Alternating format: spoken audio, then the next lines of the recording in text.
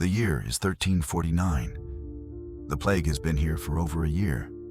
You already know what it does. You have seen it. Your neighbor died in 3 days. The baker down the street lasted a week. Your uncle, a strong man, someone who never got sick, was dead before anyone knew he was ill.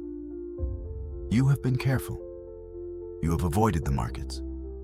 You have kept your windows sealed. You have prayed every single morning. And then, one Tuesday, you feel it. A heaviness behind the eyes, a strange warmth in your neck. And you know. You already know.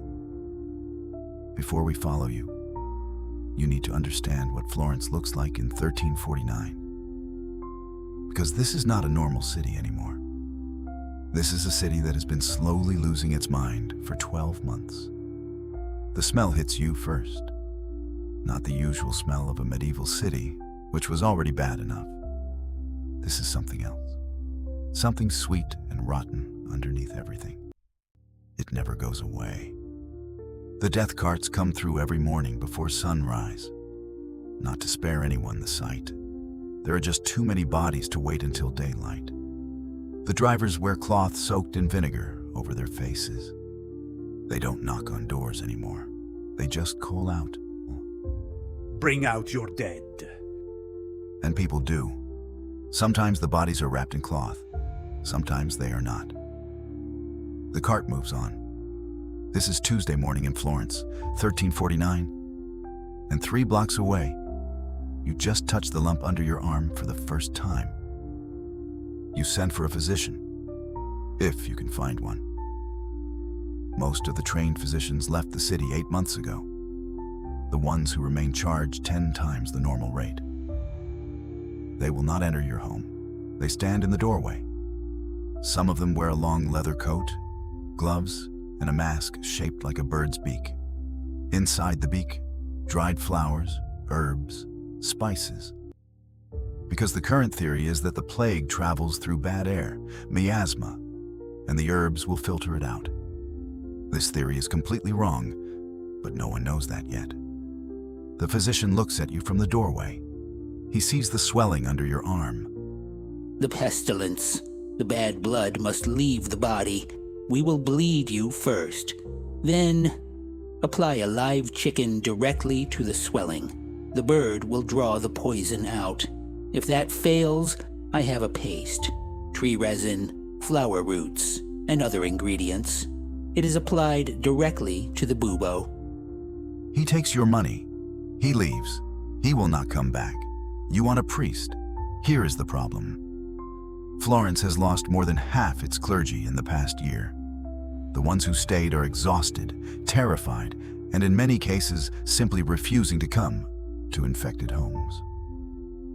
The Pope, sitting safely in Avignon, France, has already issued a special dispensation because there are not enough priests to give last rites to the dying.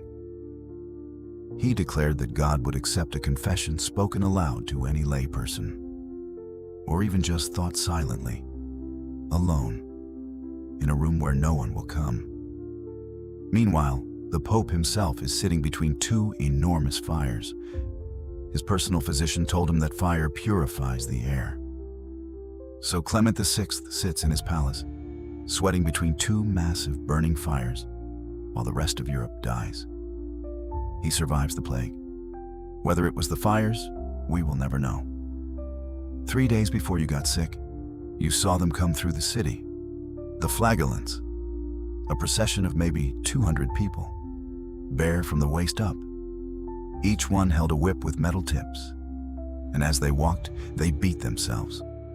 Across the back, the shoulders, hard enough to draw blood. They sang as they walked. God sees our sin. God sees our blood. Let this suffering be our payment. Let this plague pass over us. We bleed so others may live. We suffer so God may forgive. Father, are you going to be okay? You tell him yes. Day 3. You look at your hands. There are spots, dark red. almost black in places, not bruises. The bacteria has entered your bloodstream. It is destroying the small vessels beneath your skin. The blood is leaking into the tissue. This is where the name comes from. Not from the fear, not from the darkness, from what your hands look like right now. The Black Death. Day 4. Your neighbor's house is silent. Yesterday there were 4 people inside. Today, nothing. In Florence right now, entire bloodlines are ending. Families that survived wars, famines, floods, gone in a week. Not because the plague kills everyone, but because when one person gets it, the rest of the family stays. Because that is what families do. And then they die together. The ones who survive are often the ones who ran, and they will spend the rest of their lives knowing that. You think about your wife, your son. You think, go. Please just go. Day 5. Your wife is gone when you wake up. She took your son. She left bread just inside the door. She left a note. You cannot read it from the bed. Outside, you can hear someone reciting the Lord's Prayer in the street. Then silence. Then the cart. Bring out your dead. By the final stage, the bacteria releases toxins that cause internal bleeding throughout the body. Victims vomit blood. Blood seeps through the skin. The fingers and toes turn black as the tissue dies, cut off from circulation. Some victims become delirious. They stop recognizing where they are. Others remain completely conscious until the end. Which is worse is hard to say.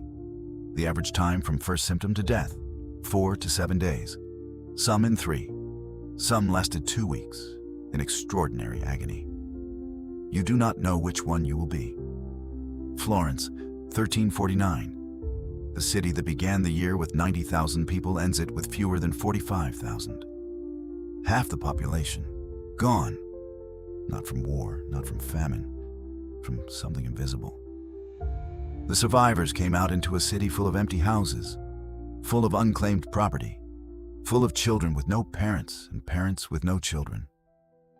And then something strange happened. With fewer people to do the work, the surviving laborers had power they had never had before. The old order cracked. New ideas moved faster. New art, new science, new questions. Some historians believe the Renaissance, the explosion of human creativity that followed, could not have happened without the Black Death clearing the ground first. Out of the worst thing that had ever happened to Europe came eventually a completely different world. Your name was not recorded. You were just a cloth merchant. But the world your children grew up in was not the world you were born into. It was something no one had ever seen before. You never knew, but you were part of it.